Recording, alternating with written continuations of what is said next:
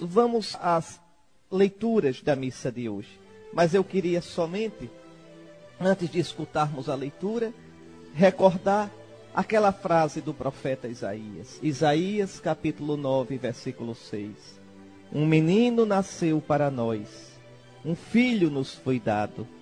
O poder repousa nos seus ombros. Ele será chamado mensageiro do conselho de Deus. Isso mesmo. Alegre-se, viu? Nasceu para nós um menino. Um filho nos foi dado. Pequenininho, pobre, humilde. Deus entra na história humana, como dizia Bento XVI. Deus entra no mundo de fininho, de pontinha de pé, para não incomodar. Deus não impõe, Deus propõe. Deus não pode ser adorado na marra. Não pode ser servido de má vontade. Deus só pode ser amado. Deus só pode ser acolhido na fé, acolhido com amor, acolhido de boa vontade. Pois bem, antes de meditarmos na primeira leitura, eu gostaria de começar repetindo as palavras da oração da missa de hoje. Ó Deus, que admiravelmente criastes o ser humano, e mais admiravelmente restabelecestes a sua dignidade, dai-nos participar da divindade do vosso Filho, que se dignou assumir a nossa humanidade. Isto, dai-nos, Senhor. Dai-nos participar da divindade, da vida divina do vosso Filho, porque ele veio participar da nossa vida, da nossa humanidade. Está aí, meus irmãos, a primeira leitura deste dia santo, falando-nos do Messias. É ele que, saído do seio da Virgem, veio anunciar a paz, o shalom do perdão de Deus, a paz. Isto mesmo. Deus tinha prometido isso. A humanidade ferida, a humanidade cansada, precisa de um Salvador. Se você quiser ver um pouco isso, tome aí sua caneta, vá. Anote umas passagens que eu vou lhe dizer, para que você possa olhar na Sagrada Escritura o quanto a humanidade estava ferida, o quanto a humanidade precisava do Salvador que lhe trouxesse o perdão de Deus. Vou lhe dar 4 textos para que você possa meditar neste dia de Natal. Isaías, capítulo 9, versículos 5 a 6. João, capítulo 14, versículo 27. Romanos, capítulo 5, versículos 1 a 2. E Efésios, capítulo 2, versículos 14 ao 18. Está aí. Esse Messias traz a salvação, o próprio nome dele. Que nome o anjo indicou para que fosse dado ao fruto do ventre de Maria Virgem? Jesus, que significa o Senhor salva. Lá em Mateus capítulo 1, versículo 21, o anjo diz claramente a José: tu lhe darás o nome de Jesus, de Yeshu, ou Yeshua, porque ele salvará o seu povo dos seus pecados. É a sua missão, é a sua sina. Este menino vem para nos salvar. Mas observe aqui uma coisa. Olhe, vamos retomar um pouquinho a leitura. Ela fala de Jesus. Como são belos andando sobre os montes os pés de quem anuncia e prega a paz. Não é uma paz qualquer, é o shalom de Deus. Ou seja, é a paz da humanidade, da criação com Deus. Essa paz acabou-se com o pecado. O pecado apartou o homem de Deus. O pecado feriu a criação. Pois como são belos esses pés benditos que agora vêm e anunciarão a paz à humanidade. Como é bendito esse filho de Maria, cujos pés caminharão nas estradas do mundo anunciando a paz de Deus. E não só anunciando, mas dando a paz com a sua morte de cruz. E olha agora, de quem anuncia o bem e prega a salvação, e diz a Sião: reina o teu Deus. Está aí. Esta é a pregação de Jesus. Como é que Jesus começa a pregação dele? Cumpriu-se o tempo, o reino de Deus chegou para vós. Está aí. Feliz aquele que prega a Sião, feliz aquele que prega a igreja, feliz aquele que prega a humanidade. O teu Deus reina. Então, é esta a pregação de Jesus. É isto que Jesus vem fazer, trazer o reinado de Deus. E quem crê em Jesus, quem aceita Jesus, quem vive a vida de Jesus, deixa Deus reinar na sua vida. Ele então anuncia o reinado de Deus a Israel e a toda a humanidade. O teu Deus reina. Pode conferir lá, Marcos, capítulo 1, versículos 14 a 15. Naquele tempo, veio Jesus do Jordão para a Galileia, dizendo: cumpriu-se o tempo, o reino de Deus chegou para vós. Queridos irmãos, o Natal do Santo Messias, do ungido, do Cristo de Deus, enche-nos de alegria. Agora nós podemos ver, nós podemos ouvir o nosso Deus. Esse Deus que é tão grande, fez-se pequenininho para ser nosso companheiro. Olhe, nunca mais se sinta sozinho na vida. Sinta não. Nas horas de tristeza, nas horas de derrota, nas horas de luta, de angústia, de incerteza e até na hora da morte, saiba, Deus está com você. Deus está conosco. Ele se fez humano para redimir o humano. Ele se fez humano para encher de vida divina a nossa humana existência. Coragem, meu irmão. Olhe, tem gente que no Natal se sente tão só. Sente uma saudade não sei de quê, uma nostalgia, uma tentação de tristeza, uma certa depressão. Não, meus irmãos. Sabe o que é isso?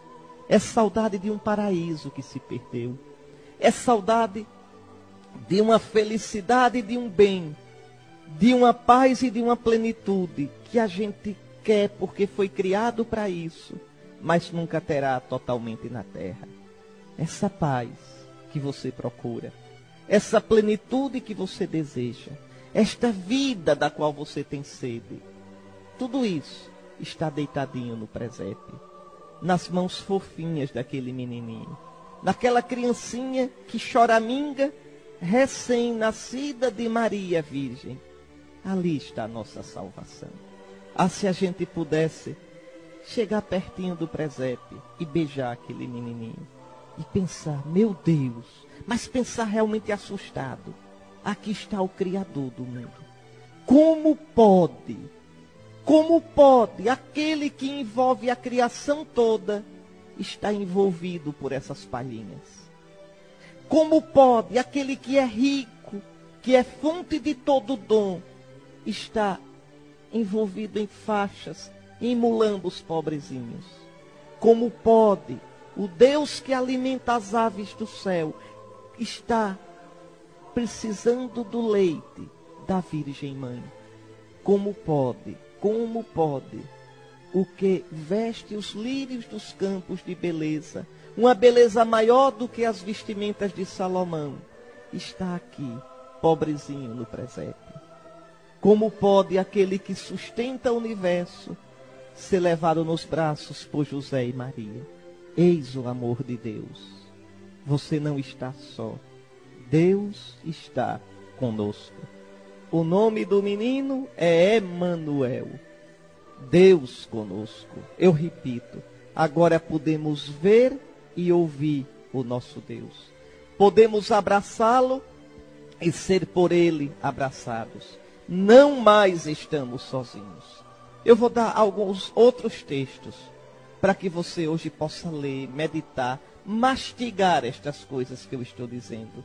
Veja lá, Isaías 30, versículos 18 ao 21. Depois, Lucas 2, 29 a 32. Depois, João 1, versículo 14. Depois, um texto muito bonito, 1 de João, capítulo 1, versículos 1 ao 4. Depois, Mateus, capítulo 11, versículos 28 ao 30. Está aí. Leia, reflita sobre esses textos. Deus veio nos visitar. Deus está conosco. Nossas ruínas, as ruínas da humanidade, as ruínas deste mundo ferido e cansado, serão restauradas, meus irmãos. Serão novamente reerguidas. Todos os confins da terra hão de ver a salvação que vem do nosso Deus. Isso mesmo. E essa salvação é Jesus, nosso Senhor. Esta salvação nasceu para nós de Maria, a Virgem. Vale a pena reler essa primeira leitura contemplando esse mistério. Vale a pena pensar em Jesus, olhar esse menininho e pensar como são belos, andando sobre os montes. E ainda hoje ele anda sobre os montes pelos pés da igreja. Sim, pelos pés da igreja. Porque nosso Senhor continua a obra da salvação através da igreja. A igreja ministra da salvação. A igreja que são as mãos de Jesus, a boca de Jesus, o coração de Jesus, os pés de Jesus continuados neste mundo. Esta igreja tão de Cristo, tão amada por Cristo, tão corpo de Cristo, e tão odiada e às vezes vilipendiada pelo mundo. Às vezes por culpa nossa, dos pecados dos seus filhos. Mas essa igreja aqui é santa. Ainda nessa semana passada, eu tive assim uma alegria tão grande, me orgulhei tanto. Eu me orgulho tanto, viu, da mãe igreja, me orgulho tanto. Vocês se lembram do Joãozinho 30, aquele carnavalesco lá do Rio de Janeiro? Pois bem, há um tempo atrás, o Joãozinho 30 meteu o pau na igreja, mas meteu o pau, porque ele queria botar um Cristo Redentor no desfile, e a Arquidiocese do Rio de Janeiro proibiu, para não misturar as coisas sagradas com o ambiente de carnaval. Joãozinho 30 na televisão acabou com a igreja. Essa igreja pedófila, essa igreja isso, aquilo. Muito bem, muito bem. Foi injusto com a igreja. Joãozinho 30 morreu. Morreu essa semana passada. Eu estava vendo na internet, estava lá, esticado no caixão, e um padre ao lado, o padre da igreja pedófila, celebrando a missa pelo descanso eterno dele. É assim a igreja. É assim. Os inimigos dela, os que a pisam, os que a caluniam, os que nunca fizeram nada por ela, mas só souberam criticá-la, ao pedir os sacramentos, o perdão dela, ela está lá para dar. Assim foi com Voltaire no século XVIII, que arrasou com a igreja, que dizia que o mundo só seria feliz quando o último rei fosse enforcado na tripa do último padre. Pois bem, quando morreu, estava lá a igreja para dar unção, porque ele pediu. A mesma coisa o presidente da França, François Mitterrand, que era socialista e nunca praticou a religião. No final da vida pediu os sacramentos da igreja. Como eu me orgulho disso. Como me encho de ternura por isso. E a igreja tem que ser assim. Nunca negar os meios salvíficos a quem pedir. Porque a igreja é ministra, esposa, corpo e continuadora daquele que hoje nasceu em Belém. Que vem trazer a paz. Que anuncia o bem e prega a salvação. E diz à humanidade: reina teu Deus. E a leitura diz ainda: ouve-se a voz de teus vigias. Eles levantam a voz, estão exultantes de alegria. Sabem que verão com os próprios olhos o Senhor voltar a Sião. Sim, o Senhor não está longe de nós. O homem pelo pecado se afastou de Deus, pois Deus se volta para nós, dando-nos o seu Filho. Alegrai-vos e exultai ao mesmo tempo, ó ruínas de Jerusalém.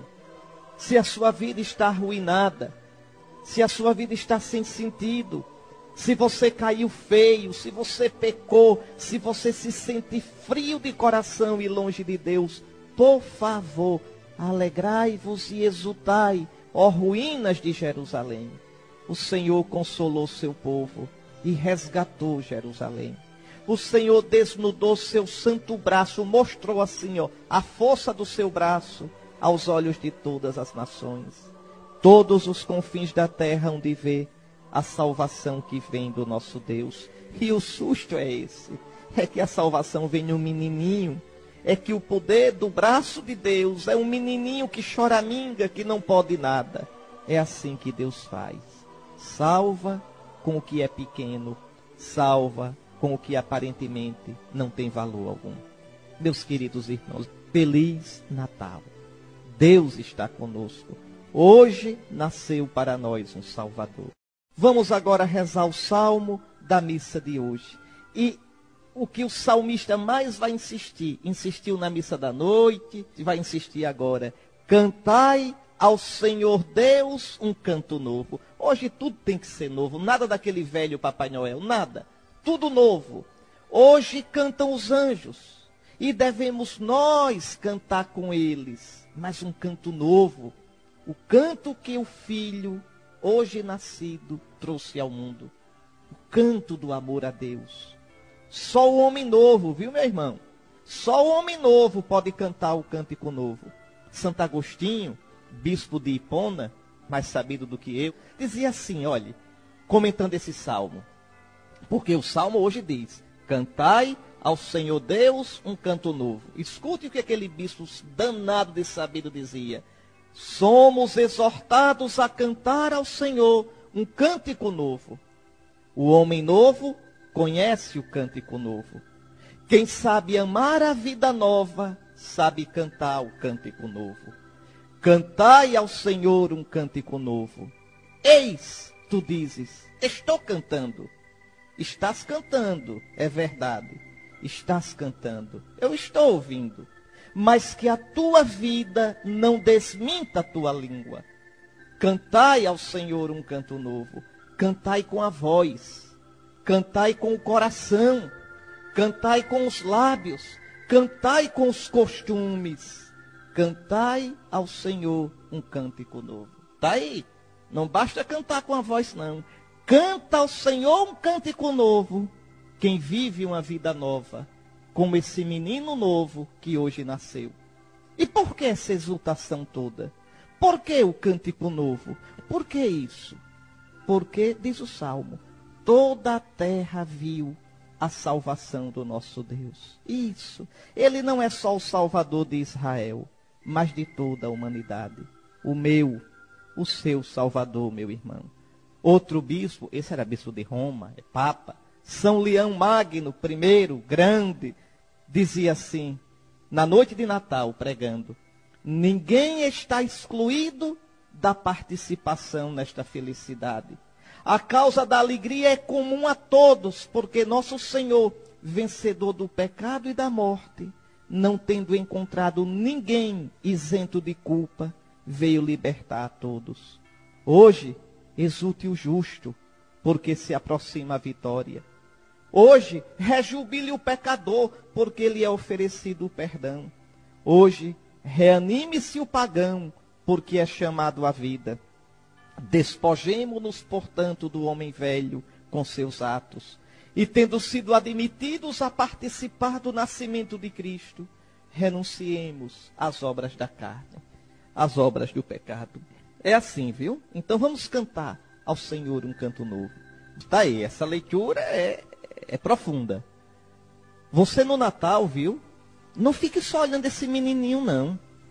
Tem gente que fica, como é bonitinho, o anjinho, o boizinho, o burrinho. Não é só isso, não. Aliás, me diga uma coisa, vamos ver se você é esperto mesmo.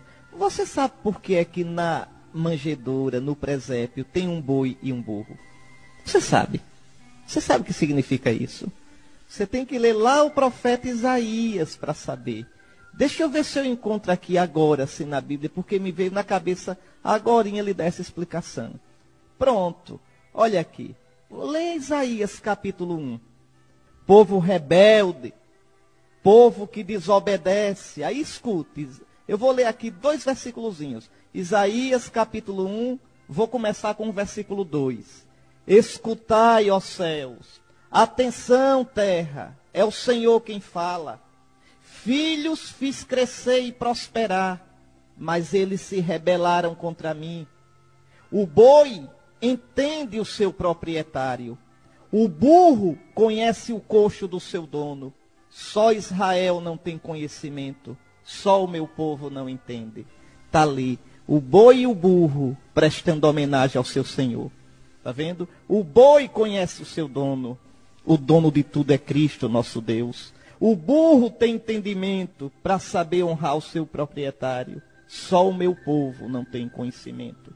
Quem não adora o Senhor é pior do que um burro. É isso que está dizendo. Quem não abre o seu coração para Deus é bruto como um boi. Pois bem, o burro conhece o coxo do seu dono. O boi respeita o seu proprietário. Só meu povo não tem entendimento. É pior do que um bicho, pior do que um boi, pior do que um burro. Entendeu? E tem mais. O menininho está no coxo, não está? Manjedoura quer dizer coxo. A palavra manjedoura, tá certo? Quer dizer coxo. É onde se coloca a comida para o gado. Então está ali o boi e o burrinho, não estão ali? É como se eles se alimentassem de Cristo. O boi significa os judeus e o burro os pagãos. Ou seja, judeus e pagãos encontram seu alimento em Cristo. Aquele coxinho já lembra o que Cristo será. Alimento no altar. Alimento na Eucaristia. Repare como é bonita. A nossa fé é muito bonita, viu? Tem muita coisa bonita, muita coisa bonita. Pois bem, hoje essa segunda leitura, ela vai explicar quem é esse menininho. Está ali o menininho dormindo, a coisa mais linda. O menininho fazendo xixi na fralda. O menininho babando. Esse menininho é Deus. Não brinque não, é Deus. Tá certo? Olha aqui o que é que diz a segunda leitura. Muitas vezes e de muitos modos falou Deus outrora aos nossos pais pelos profetas. É verdade. O Antigo Testamento todo, Deus chamou nosso pai Abraão. Deus falou com Isaac.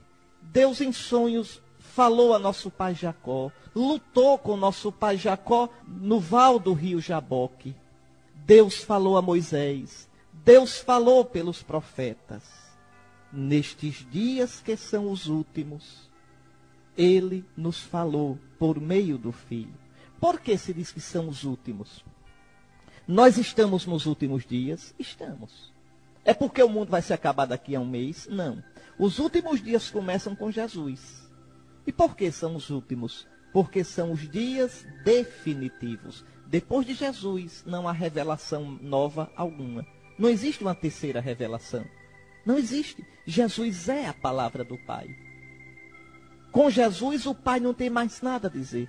É só a gente olhar para Jesus, ouvir Jesus, que a gente escuta o Pai, que a gente vê o Pai.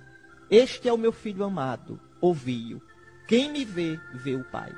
Então, dizer que nós estamos nos últimos dias é isso. É dizer que tudo quanto Deus prometeu se cumpre em Jesus. É isso que o autor da carta aos Hebreus está dizendo. Nestes dias que são os últimos, Deus não nos falou mais pelos profetas.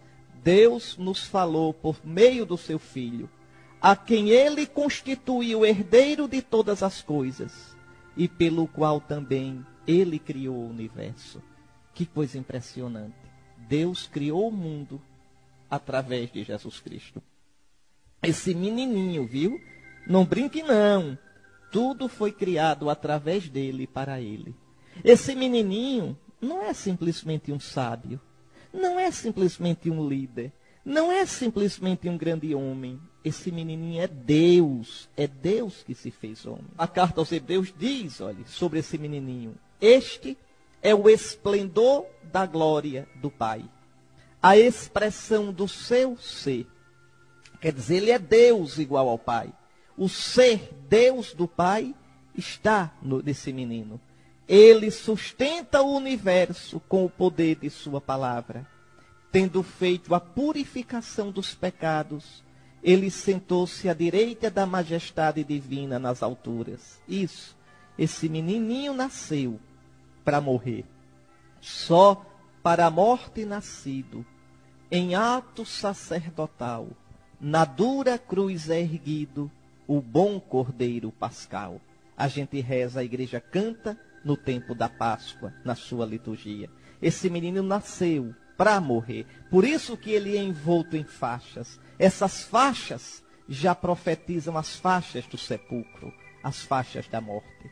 Isso, meus irmãos, para que o boi e o burrinho tenham vida, para que os pagãos e os judeus tenham vida, esse menininho vai ter que morrer e ressuscitar para ser nosso alimento de vida eterna. Por isso, neste dia santíssimo de Natal, a carta aos Hebreus já lembra que esse menininho nasceu para morrer, tendo feito a purificação dos pecados na cruz.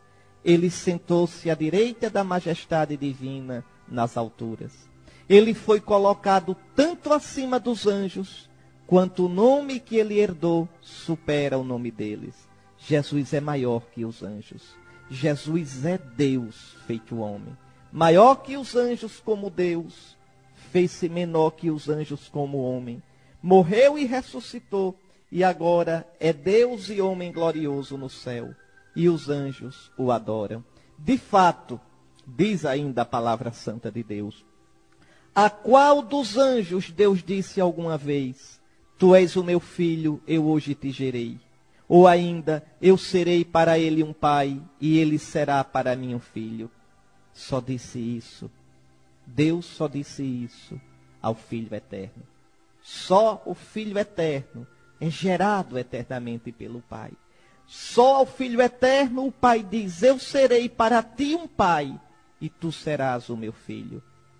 Quando faz entrar o primogênito no mundo, Deus diz, todos os anjos devem adorá-lo.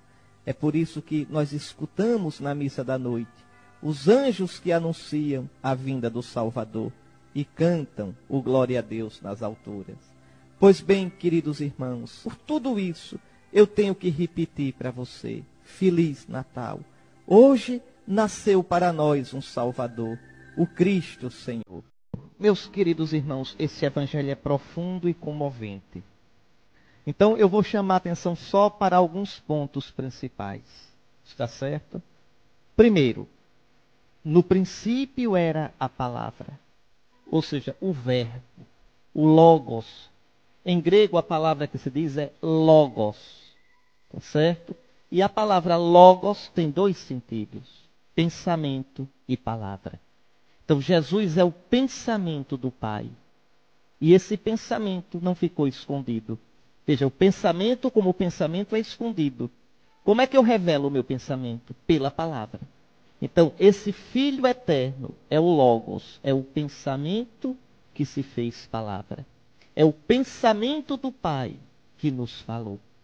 Então, quer saber quem é Deus? Olhe Jesus, ouça Jesus. Quer ver a Deus? Olhe Jesus, ouça Jesus. Quer entender o caminho de Deus? Quer tocar em Deus? Toque em Jesus. No princípio, que princípio é esse? Quando diz assim, no princípio era a palavra. Que princípio é esse? Pense um pouquinho. Vá. Pensou? Esse princípio é aquele de Gênesis, capítulo 1, versículo 1. No princípio Deus criou o céu e a terra. E Deus disse, olha a palavra.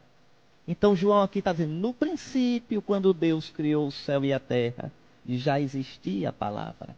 E tudo foi feito por meio dela. Deus ia dizendo a palavra e tudo ia se fazendo. Está vendo? Ou seja, aquilo que a carta aos Hebreus disse na segunda leitura de hoje, tudo foi criado através do Filho. Então, Cristo é o verbo, quer dizer, a palavra, e ele é eterno. Estava com Deus e era Deus como o Pai desde a criação do mundo. No princípio era a palavra estava com Deus, quer dizer, com o Pai. E a palavra era Deus como o Pai. Na nossa língua portuguesa não dá para a gente ver isso direito, mas no grego dá direitinho. Eu vou dizer como se fosse no grego mesmo, está certo? Traduzir ao pé da letra. No princípio era a palavra, e a palavra estava com o Deus, e a palavra era Deus. Olhe, tem uma diferença. O Deus e Deus. Então, vamos lá. No princípio era a palavra, e a palavra estava com o Deus. Quando São João escreve o Deus em grego, ele quer dizer o Pai. Então a palavra estava junto do Pai. A palavra é palavra do Pai. E a palavra era Deus. Quando João escreve Deus sem o sem artigo, Deus aí quer dizer a natureza divina. Então a palavra era Deus igual ao Pai. Está vendo? Vamos lá. No princípio era a palavra, e a palavra estava com o Deus Pai, e a palavra era Deus como o Pai. Está aí. Era divina, igual ao Pai. É isso que o Evangelho está dizendo. Esse menininho danadinho dormindo na manjedoura é Deus. É Deus perfeito, é Deus santo. Esse menininho a gente adora. Jesus não é para ser admirado, não. Jesus é para ser crido, adorado, adorado. Tudo quanto existe foi criado através dele, e sem ele nada foi feito. É por isso que o mundo é bom. Tudo que existe é bom. Você pode dizer, mas senhor bispo, e esse desmantelo no mundo? E gente ruim que tem no mundo? E o capeta? Como é que é bom? Vou repetir, tudo é bom. É radicalmente bom, na raiz é bom. Agora, pode se perverter pelo mau uso da liberdade. Como o diabo se perverteu e como os que o seguem se pervertem. Mas tudo foi criado bom. E ainda é na raiz bom, porque foi criado pelo Pai através do Filho. Nele e só nele está a vida verdadeira. João diz no versículo 4 hoje, nele está a vida. Você quer viver de verdade? Quer? Abrace Jesus. Busque os sacramentos de Jesus. Você quer viver uma vida que vale a pena? Uma vida de coração cheio? Uma vida que seja semente de eternidade? Não coloque sua vida a ilusão de que vive porque tem amigos famosos, porque tem um título acadêmico, porque tem dinheiro, porque tem mais poder que os outros. Isso tudo se esfarela, isso tudo passa, meus irmãos, passa.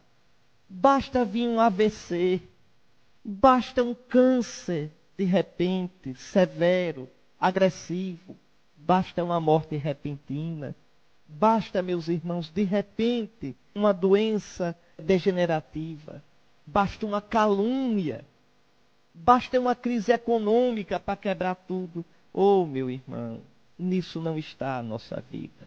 Essas coisas têm certo valor, mas não são a nossa vida. Nele, em Jesus nosso Senhor, está a nossa vida.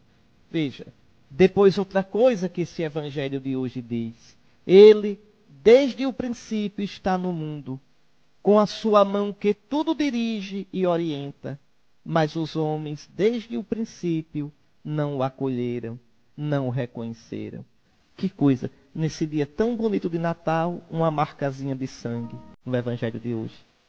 Nessa missa tão bonita do dia do Natal, o Evangelho já fala da cruz. Veio para o que era seu, e os seus não o receberam. Vão matá-lo, vão crucificá-lo. Como Simeão vai dizer à Virgem Maria, este menino será sinal de contradição. Está aí. E você, o acolhe ou o rejeita? E você, o abraça ou o repele? Os que acolhem o Verbo tornam-se filhos de Deus, nascidos não segundo a carne, mas nascidos no batismo, na água do batismo, nascidos no Espírito Santo de Cristo ressuscitado, pela vontade de Deus. E aí João diz uma coisa impressionante. E o Verbo se fez carne. O que é isso? O que quer dizer carne? Deixa eu explicar, viu? O Verbo não se fez corpo somente, se fez carne. E qual é a diferença? Às vezes tem gente que pensa assim. Vamos ver se você pensa assim. Se pensar assim, hoje vai dispensar, porque está pensando errado. Pensar assim, olha. Jesus é Deus e homem, certo? Certo. E o que é homem, Jesus? Ah, senhor bispo, homem, Jesus é o corpo. Pronto. E a alma? Não, senhor bispo, Jesus tem o corpo de homem e dentro desse corpo está Deus. Está certo? Está não. Tá, não, isso é um chocolate sonho de valsa. Isso não é Cristo. Não, não, não. Se fosse assim, Deus não se teria feito homem, se teria feito o corpo. era um corpo de homem e dentro Deus agindo. Aí. Então esse corpo era como se fosse um robô. Não, não foi isso que Deus se fez. O Filho de Deus se fez homem de verdade. Jesus tem um corpo humano igualzinho ao meu, igualzinho ao seu. Tudo que o nosso corpo tem, o de Jesus tem. Todo o crescimento do corpo do homem, todos os instintos, Jesus tem. Tudo, tudo igual a gente. A diferença é que na gente é desmantelado pelo pecado e nele não é. Tá certo? Mas Jesus também tem uma alma humana. O que é um ser humano? É corpo humano e alma humana. Jesus tem alma humana. Tem. Dizer que Jesus tem alma quer dizer que ele tem uma psicologia humana. Jesus tem, olha, um conhecimento humano, sentimento humano, vontade humana, tá certo? Jesus tem tudo aquilo que é nosso. Tudo, tudo, tudo, completinho. Só que nele não é desarrumado. Quando Jesus diz, eu quero ser purificado, diz aquele leproso, quem é que quer? É a segunda pessoa da Trindade, porque em Jesus só tem um eu, o eu do Filho eterno. Mas ele quer com a vontade humana. Com a vontade igual a minha, igual a sua. Então, veja, ele se fez homem de verdade. É isso que João diz hoje, que o Evangelho diz, o verbo se fez carne. Carne na Bíblia é o homem todo, o homem no seu todo. E por que diz carne? Porque quer dizer que o homem é frágil. O Filho de Deus se fez frágil. Você quer ver isso bem direitinho? Pega a caneta aí novamente, eu vou lhe dar uma passagem. Pegue aí, Isaías 40, versículos 6 a 8. Veja, toda a carne é erva, a erva murcha. Está lá. O verbo se fez carne que murcha. Toda a carne é erva que passa. Lá Isaías diz assim, olha, toda a carne é erva, toda a carne murcha. Só a palavra de Deus permanece. Pois hoje, a palavra de Deus que permanece, o Filho, o Verbo, se fez carne que murcha. Que coisa impressionante. Aquele que é rico se fez pobre. Aquele que é eterno se fez imortal. Aquele que é grande se fez pequeno para nos salvar. Está aqui a humilhação, o abaixamento do Filho por nosso amor. Na carne, e agora na carne, na natureza humana frágil, a gente pode ver a glória de Deus. O Verbo se fez carne, habitou entre nós, e nós vimos a sua glória. Só Jesus, o Verbo encarnado, pode nos revelar a Deus. Jesus não é um homem bom, grande. Não, Jesus é Deus. Deus que se fez homem. Só Ele é o caminho. Só Ele é a verdade. Só Ele é a vida. Só Ele nos leva ao Pai. Por isso, termina o Evangelho de hoje dizendo, a lei foi dada por Moisés, mas a graça e a verdade nos vêm por Jesus. Você lê aí, olha, Atos capítulo 4, versículos 8 a 13. Não há outro nome no qual possamos ser salvos, a não ser o nome de Jesus. E João 14, 1 a 10. Só Jesus é o caminho, a verdade, a vida.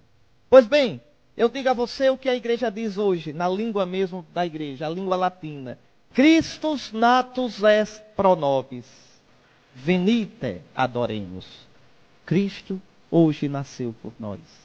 Vinde, adoremos.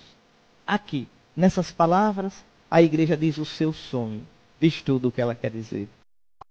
Meu querido irmão, Feliz Natal para você, viu? Eu queria terminar somente recordando as palavras da liturgia de hoje, da liturgia do Natal, que fala bem sobre esse mistério. Olha aqui. No mistério da encarnação de vosso Filho, Pai, nova luz da vossa glória brilhou para nós.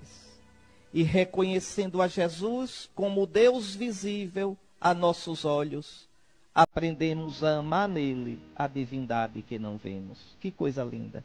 Olhando Jesus homem, aprendemos a crer e adorar Jesus Deus. Ele, no mistério do Natal que celebramos, invisível em sua divindade, tornou-se visível na nossa carne. Gerado antes dos tempos, entrou na história da humanidade para erguer o mundo decaído, restaurando a integridade do universo. Introduziu no reino dos céus o homem redimido. E para terminar, por ele realiza-se hoje o maravilhoso encontro que nos dá vida nova em plenitude. No momento, Pai, em que vosso Filho assume nossa fraqueza, a natureza humana recebe uma incomparável dignidade. Ao tornar-se ele um de nós nos tornamos eternos. Está aí. Hoje o céu e a terra fazem um negócio danado. E no negócio, quem se dá bem é a gente. Deus recebe o quê? A nossa humanidade, desse jeito, fraca. E dá o quê a gente? A divindade dele. É a palavra que o padre diz todo dia na missa, viu? Quando o padre mistura um pouquinho d'água no vinho, sabe o que ele diz? Você não ouve, mas ele diz. Ele joga um tiquinho d'água no vinho da missa e diz assim, diz ao Pai, pelo mistério desta água e deste vinho, possamos participar da divindade daquele que assumiu a nossa humanidade. A água e o vinho misturado lembra que Jesus é Deus e homem. E lembra aquela gotinha d'água que a gente foi mergulhado em Cristo, porque ele se fez um de nós. A luz resplandeceu na escuridão desse mundo. Nunca mais as trevas vão vencer a luz. Tenha medo não, viu? Nunca tenha medo. As trevas desse mundo são densas. Às vezes parece que vão engolir tudo, mas as trevas não terão a última palavra. Jamais irão as trevas vencer o seu clarão. O clarão que brilhou hoje em Belém. O clarão que brilhou na Páscoa da Ressurreição. E que brilhará um dia para sempre de modo pleno, quando o Cristo, nossa vida, aparecer em glória. Um Feliz Natal para você. Feliz Natal para a sua família. Um Feliz Natal para todos quantos você ama. E abençoe-vos o Deus Todo-Poderoso, Pai, Filho e Espírito Santo. Amém. Até domingo que vem, se Deus quiser.